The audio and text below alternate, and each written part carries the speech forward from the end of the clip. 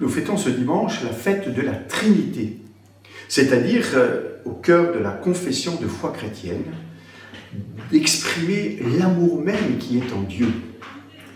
Cette fête est le résultat du concile de Nicée.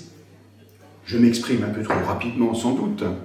Il y a 17 siècles exactement, les évêques convoqués par l'empereur Constantin à Nicée, petite ville qui est en Turquie actuelle, se sont mis d'accord pour exprimer la divinité du Christ, quand un certain Arius, qui enseignait à Alexandrie à l'époque, prétendait que Jésus n'était qu'une créature humaine.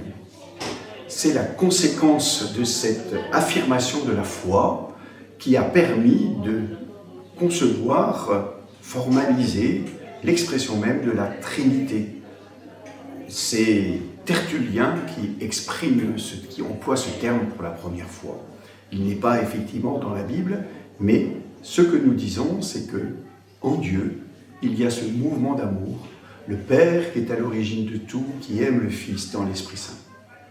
Réjouissons-nous de cette fête de la Trinité et réjouissons-nous, les chrétiens, qu'ils soient catholiques, orthodoxes, protestants, fêtent eux aussi cette fête de la Trinité et ainsi rendent grâce à Dieu qui aime par-dessus tout.